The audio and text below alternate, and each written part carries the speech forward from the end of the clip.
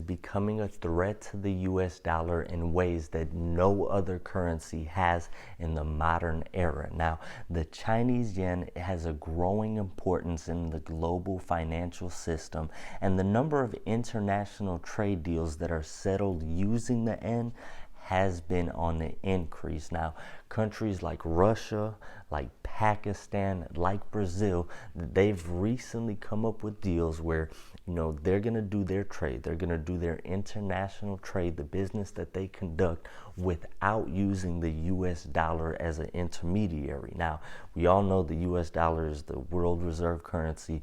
A lot of countries hold the US dollar at the point where they do conduct international trade. They do business between one another. The US dollar is the currency that is used. And just to analyze the deal between Brazil and China, now you're talking about the second largest economy in the world and the largest economy in Latin America. These aren't two small fries. These are two gigantic countries that do a lot of business between one another, and the US dollar will just not be a part of any of this business going forward. The implications that this has, just absolutely huge.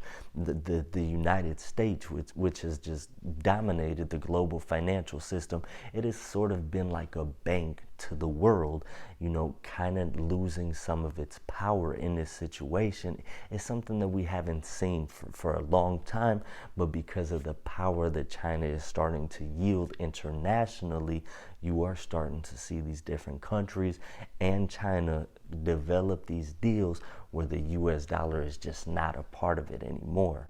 Another country as well as Iraq. So Iraq and China recently also came up with a deal starting to use that yen for international trade to give it more access to foreign currency. Now, and it's interesting because you think of a country like Iraq and other similar countries that are developing these deals with China, certain countries that we've sanctioned, certain countries that, are limited in the international markets because of, things they've done politically, and we're not going to too much touch on that side of it, but this is sort of a way around sanction for countries, the United States and the Western world imposing sanctions to try to keep a certain world order.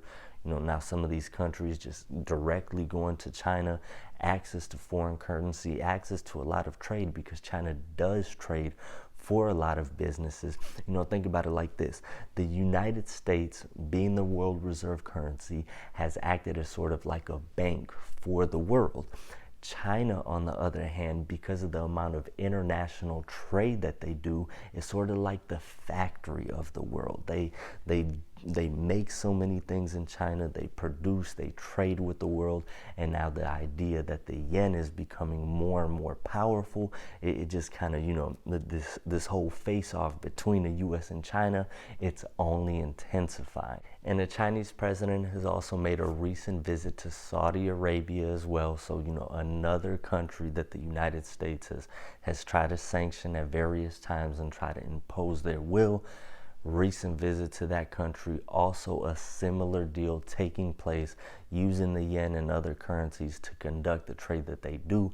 And some of these countries, like I said, Brazil, Saudi Arabia, Pakistan, some important countries in the world, large populations, a lot of business gets conducted. The dollar has been the world reserve currency for a long time.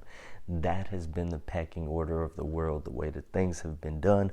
But you are starting to see things unfold. It's kind of changing the world order that we have known really since the Second World War. And how this all plays out, nobody knows. It could be potentially dangerous for investors, for money. It's something that everybody should keep an eye on now. I'm not saying, doomsday, there's immediate danger, you need to do this, and that. But for everybody, I do think everybody should be doing their research. Be diversified. Assets like gold, I talk about cryptocurrency on this channel a lot.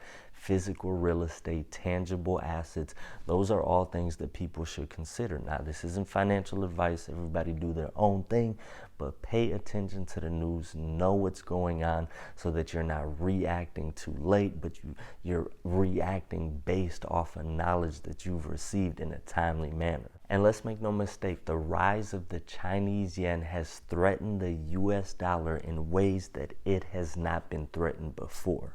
If you like content like this, leave a comment down below letting me know what you think. Make sure you subscribe for more content like this and hit that thumbs up button for me.